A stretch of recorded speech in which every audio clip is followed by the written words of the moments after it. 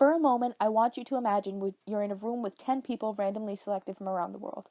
One of them will not have easy access to safe water. Now amplify that to a global level, and you have 663 million people who are chronically dehydrated.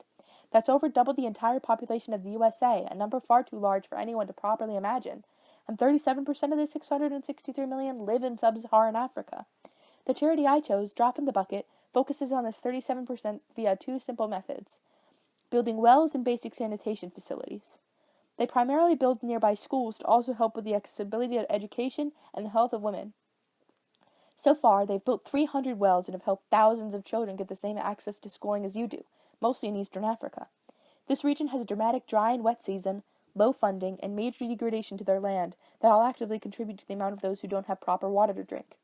I support this charity because it knocks out multiple birds with one stone, whether it be inequality between boys and girls, disease, the accessibility of education, or simply the lack of safe and drinkable water.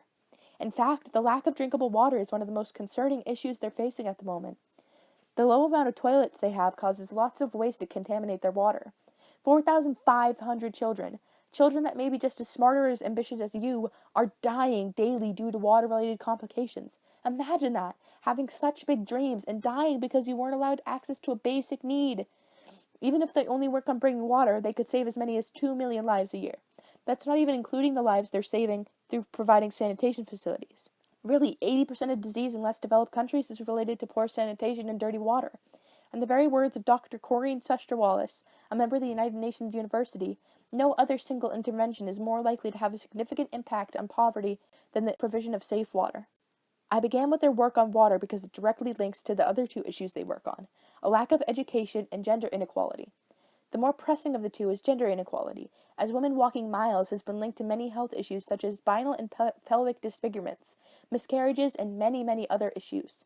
Imagine this happening to a child younger than you, who might not even be incapable of speaking their native language fluently. Imagine the problems it will cause down the road in their lives, how many opportunities they'll have to pass down. This is affecting more than a quarter of the population of sub-Saharan Africa.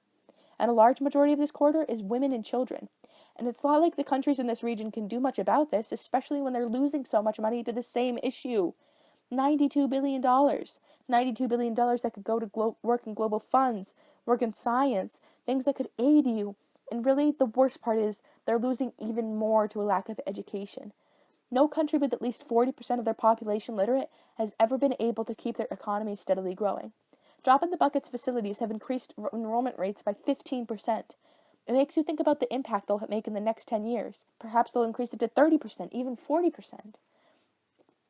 The difference they've made so far is truly impeccable, seeing as their children are not only Africa's futures, but ours as well. The global population is on a steady rise, and without the help of foreign aid, African slum populations are expected to grow to 400 million by the year 2020. That's only 2 years away. Companies such as Vans, Obey, Damiani, and many others have made their donations, but what really matters are the small-scale endorsements. This charity was founded by a woman, a normal woman, who had simply been allowed to witness the suffering in Eastern Africa with her own eyes.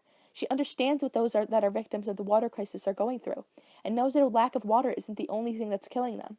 Just going on their site, you can see all the people they've helped so far, see all the genuine happiness they've provided them, all the families they've stitched back together, and all the opportunities they've given them.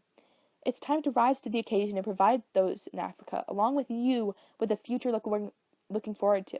A future without fear, crippling disease, or war over something as simple as water. It's time to help that 37%, even if your donation may simply be a drop in the bucket. You can donate to Drop in the Bucket at their website here or at their social medias. Thank you for watching.